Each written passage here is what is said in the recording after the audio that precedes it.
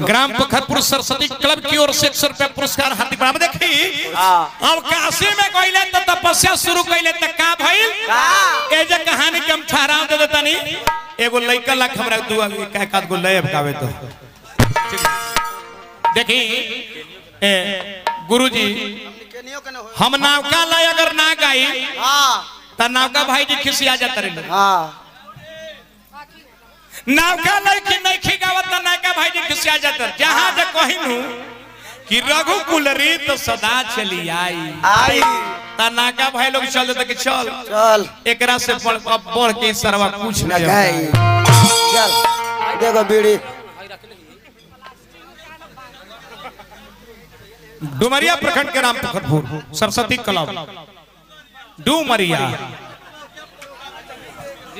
Gram Pokharpur की ओर से पुरस्कार।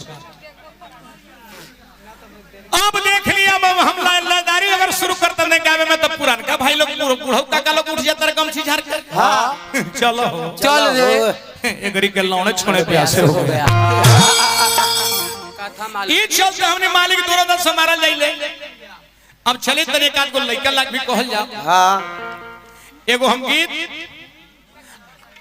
इतना हिट कैले गो लइकी गवलस नु वो इतना गीतिया हिट कैलस नु कि जेकरा के मत कही। वो गीत हम बाद में बताई हमरा अभियंता के जब दू गोला छपरा में होत रहल तनाव का भाई लोग परेशान कर ना ब्याज यही नहीं पर गीत गाइए तो गा दले माने गीतिया रहो। एगो मुछे हिल बूढ़ा सत रसमामा रोल क देलस वो इतना गीतिया देखले लोग कि 2 दिन में 90 लाख लोग देख ले।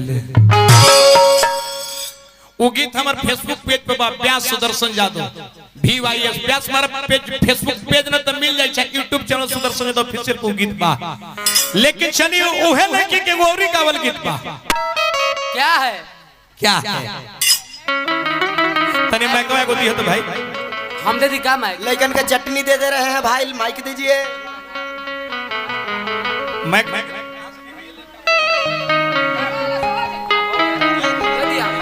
तो तोरा दौड़े ला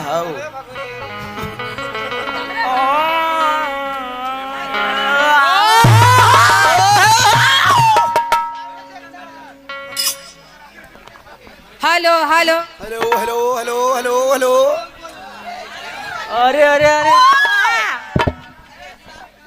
ए सखी। हाँ सखी का हम बताई बताओ खोल खाल के मुँह हमार लॉकडाउन से हालत खराब हो गई बा। हम जाता नहीं बेचे कौची बेचे कौची जाके बाजारे बताइब कि कौची बेचा तानी। दिन पातर हो गलो का तोरो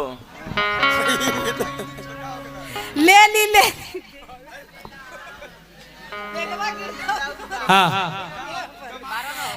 ले ली मौसम्बी ले ली 50 रुपया किलो मौसम्बी ले ली।